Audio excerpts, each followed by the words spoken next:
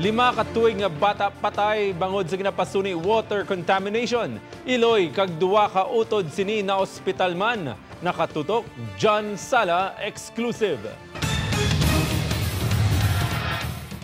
Ginhingagaw nga dalon sa ospital ang Iloy kag 3 sini ka mga kabataan sang magsululuka kag maglain ng pamatsyag matapos mag-inom sang kape kag gatas.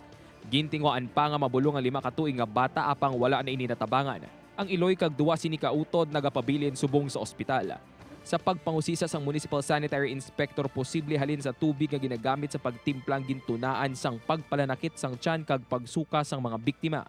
Nagbuos na kan tubig nga gininit trigya sa may bomba. Ang hambal kag nanay, wara gid balagawa mainit. So wara na guro malabot ang boiling point. Nagagawa sa resulta nga dehydration ang ginkamatay sang bata.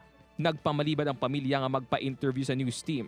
Samtang padayon niya ginatanaw ang matuod nga rason sang insidente. Amo diyang ipigsamin naman ang tubig, ilang taon tagid kung ang ana nga tubig is positive sa may coli o coliform kulay o coliform. Upod kay Cirilo Rinduque, John Sala, 1 Western Visayas.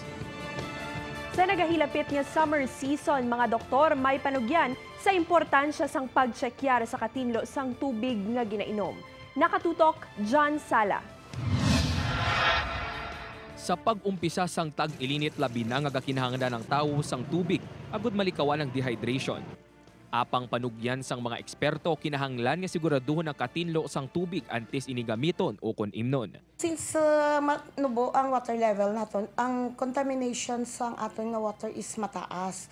Dugang panigael, nagadata na ang kaso sang gastroenteritis kag amoebiasis o kun pagsakit sang tiyan tuga sa mga parasite. Butang nga dapat manginmahin na lungon sa ginainom nga tubig kag siguraduhon man ang katinlo sang ginakuan sini. Advisory gid pakinanglan pakuluan gid naton ang aton mga tubig, especially kung mga deep well lang ang aton nga source sang aton nga water.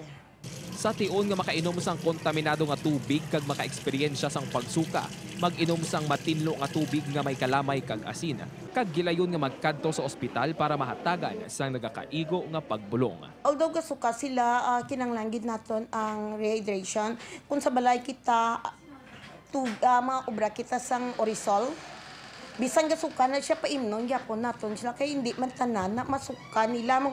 Upod kay Cirilo Rinduque, John Sala, 1 Western Visayas.